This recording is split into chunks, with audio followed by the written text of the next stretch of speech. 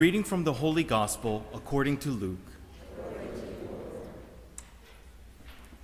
Since many have undertaken to compile a narrative of the events that have been fulfilled among us, just as those who were eyewitnesses from the beginning and ministers of the word have handed them down to us, I too have decided, after investigating everything accurately anew, to write it down in an orderly sequence for you, most excellent Theophilus, so that you may realize the certainty of the teachings you have received.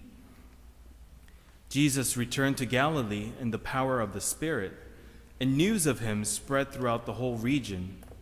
He taught in their synagogues and was praised by all. He came to Nazareth, where he had grown up, and went according to his custom into the synagogue on the Sabbath day. He stood up to read and was handed a scroll of the prophet Isaiah. He unrolled the scroll and found the passage where it was written, "The Spirit of the Lord is upon me, because he has anointed me to bring glad tidings to the poor.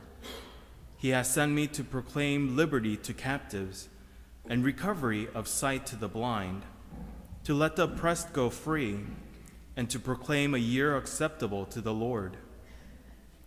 Rolling up the scroll, he handed it back to the attendant and sat down. And the eyes of all in the synagogue looked intently at him. He said to them, "Today, this scripture passage is fulfilled in your hearing." The Gospel of the Lord. Praise to you, Lord Jesus Christ.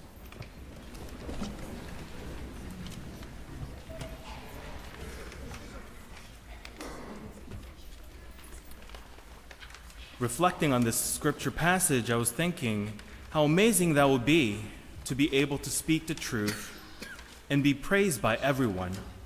Jesus could go on a world tour of motivational talks and everyone would get their money's worth. Only if I could be half as good as he was, it would make my life so much simpler and headache-free. We get to find out that towards the end of his travels, that would not be the case.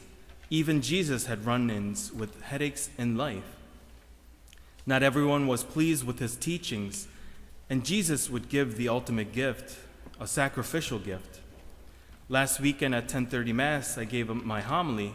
I shared that it was a difficult time for me, starting my last semester at the seminary, having priestly ordination just a few months away, but also finding out that one of my classmates, who is a deacon, left the seminary.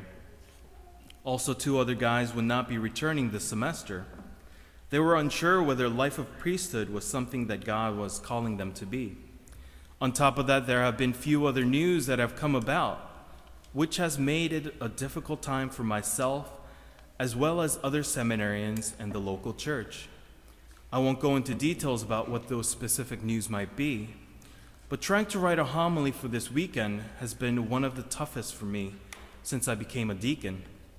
I didn't know how to find words of hope, words of inspiration, when I myself felt so lost and in despair with things I noticed were happening around the church. I think we can find ourselves sometimes in times of sorrow and at a loss, whether at work or at home or at school. But on top of everything else that we have to think about, when we live as Catholics, we are called to be Christians. We're believers of the teachings of the church, grounded in Jesus' teachings, can sometimes seem like a burden when we find out that the church doesn't seem to quite measure up to the perfect standard we may have for the church. Sometimes we can question where God is in all the mess of life and even in the life of the church. If you're like me, you might have even felt very distant from your faith and even felt lost. I would say that it has taken me a few weeks of painful searching to find my way again in my faith in God.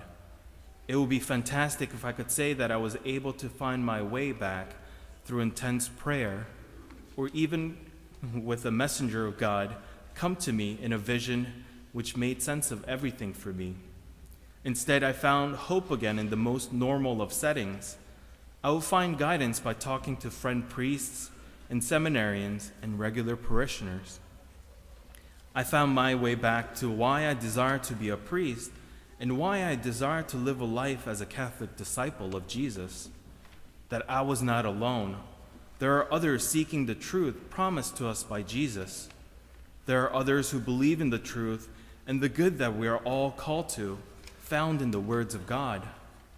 I realized that what I was trying to do was to have everything fit into a nice puzzle pieces, having them fit nicely into their rightful places.